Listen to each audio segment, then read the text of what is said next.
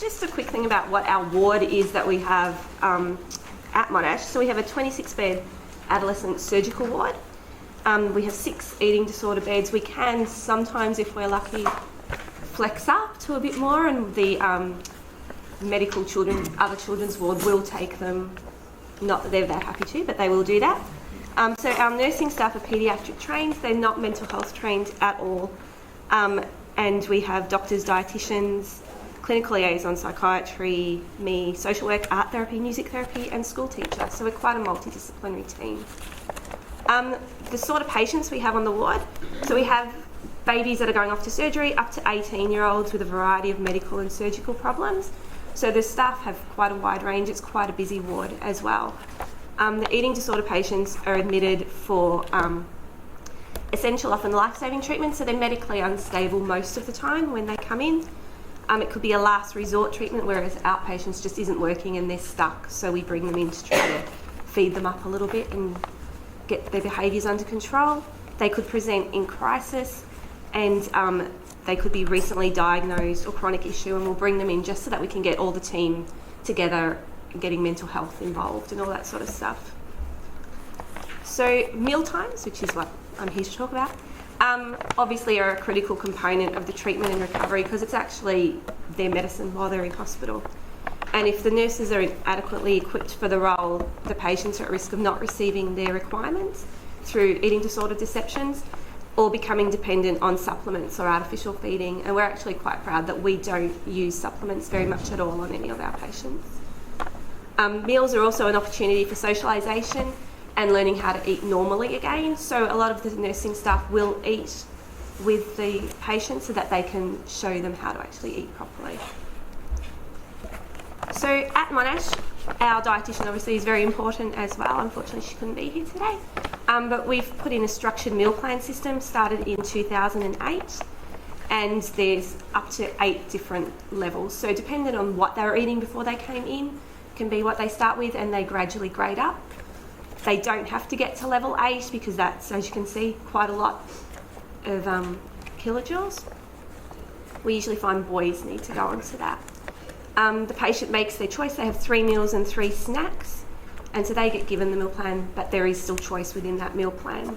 And we use regular hospital food and fluids. From level 6 onwards, there is protein shakes and stuff that they have with it for supplements because it's just too much food otherwise for them to eat and kilojoules. If they don't consume 100% of their meal or snack, we actually have time frames as well.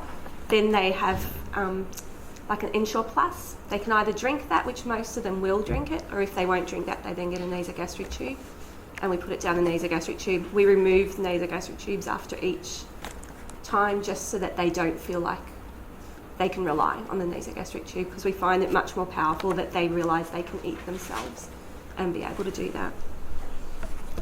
So all the meals and snacks are supervised by staff, and they're actually sitting with them at the table, not just wandering around.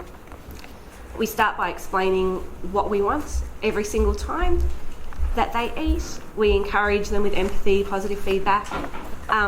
Any disordered behaviours we address at the time that they're doing that. So there's no use kind of doing it at the end because they've already started. We use constructive distraction, so we'll do music, quizzes. We don't have the TV on at all, which some of them find very difficult. But we'll sit there and have discussions and things and around the table, which the girls and boys actually find really helpful. We try very hard to be consistent. It's difficult. There's 50 odd staff on the ward, plus of course you get agency staff and things like that. But we have very strict guidelines, and if an agency person is looking after them, we give them the guidelines as well so that they'll actually be able to be as consistent as possible. And we provide praise no matter how small the achievement. So for some of them it could just be, great, you ate your yogurt today. Really good. So 95% of our patients don't require nasogastric feeding at all, which we're very proud of. Nearly half of them will choose at some stage to drink a bolus, and they might only do that once, and then they'll eat after that. The average weight gain while they're in hospital is 1.76 kilos. Obviously, while you're in hospital, you want them, when they first come in, they're dehydrated, so they will put on a lot more weight quicker than they would out in the community. And our average length of stay is about 2 weeks, which is on par with other places in Australia. Thank you. Just take a couple of questions. Oh, yeah. So, simply and quickly. Have you taken any questions from the audience around what happens at Monash Medical Surgery? Yes. What sort of is the guts of the guidelines that you give to the staff? Yeah, so it's pretty much being positive the whole time while they're there, while you're eating with them. Giving them little tips on if you notice someone hiding food, things to say in a positive way. So all about wording what they're doing is mostly what we do. I actually spoke to our patients that were in yesterday and asked them what they found helpful while we were eating, because I said to them, I think I know what it is, but they obviously are doing it. And they said while they're in hospital, they find it's easier to eat because they have no choice. And when you're at home, you can get away with stuff from your parents. There's not the strict guidelines. And if they're in hospital, they know that if they don't follow through, there will be consequences at the end. Most of them don't like the boluses. They're petrified of having a nasogastric tube. Most of them have never had one, but it's just that kind of fear. And they've said when they're at home, they don't actually have that thing they can fall back on. So the big problem, I think we probably, in the inpatient things, have it kind of easier than the people, than parents and out in the community, because we have all those things that they can do. Also, they want to get out of hospital.